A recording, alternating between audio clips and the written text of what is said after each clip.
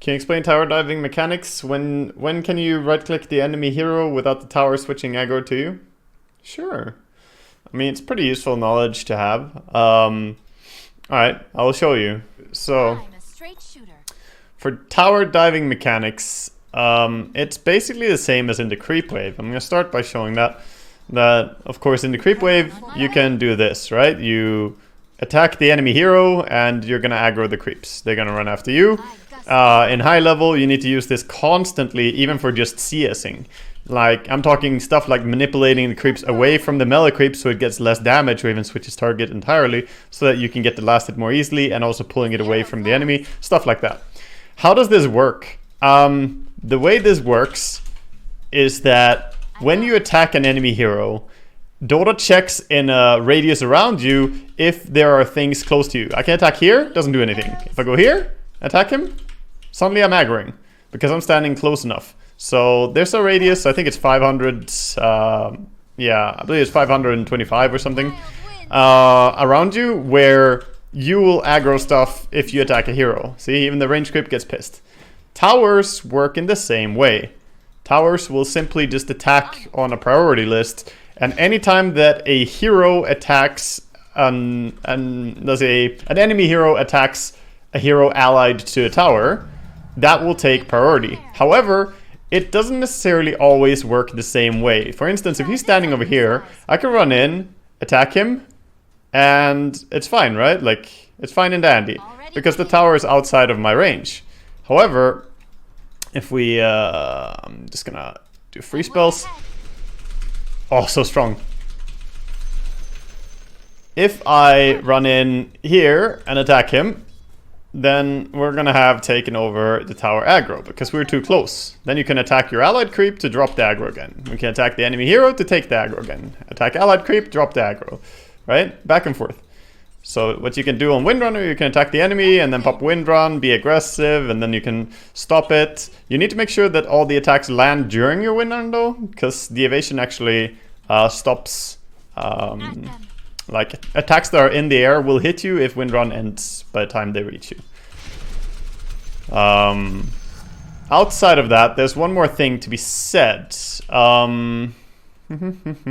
Let's refresh. I'm going to show them next creep wave. There's one more thing to be said about diving towers, and that's the same as on creep waves. Is that you can attack in a way that you don't take aggro from the tower. Let me see if I can do it here. See, I didn't take aggro, but I was close enough that it would have aggroed. And same thing there, because if I go up here and I attack him, we're instantly gonna take the aggro, right? But I can attack from over here and it's fine. So what's the difference? Difference is that if you initiate the attack from outside of the aggro AoE circle, then it's not going to immediately recognize it. You can do it in lane as well. If Axe is standing over here and I issue an attack order on him, it's gonna take a while before the creeps decide to do anything, you see? Unlike if I run up to him and then attack him, it's instantly gonna swip the aggro over to us.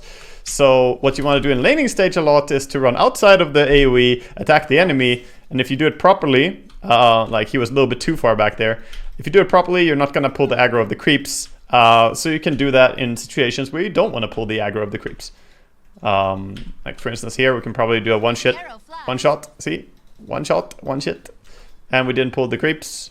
Because sometimes you don't want to pull the creeps. Now if we walk up here and attack, then we aggro again. It's 3 hits to gain aggro, correct? Incorrect. It's not tied to an amount of hits that you do, it's tied to how long. I believe that if you do the attacking outside of the AoE of the aggro, then it's, I think, every 2 or 2.5 seconds that it's going to update and check for that. So it's not necessarily about 3 hits, I believe, because if we have Moonshard, we can try it again here.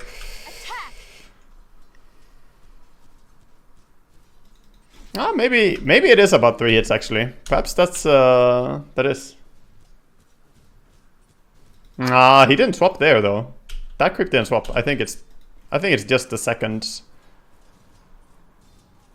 Yeah, it's just timing. It just happened to work out to 3 hits there first time.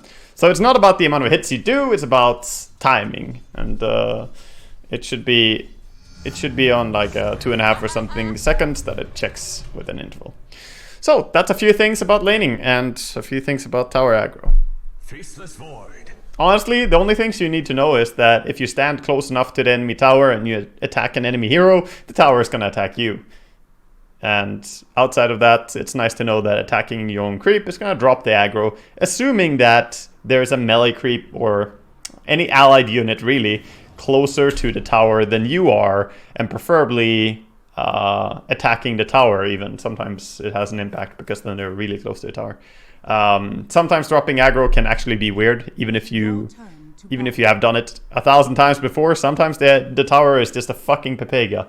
I've also seen the tower swap aggro from one target to another for absolutely no reason. Like legit, I've seen a creep wave go in, 2 creeps standing there attacking, 2 range creeps attacking the tower, and the tower just swaps from one of them to the other, and there was no reason they should have. So sometimes aggro is strange, but overall it's very consistent. But sometimes it's a little bit weird.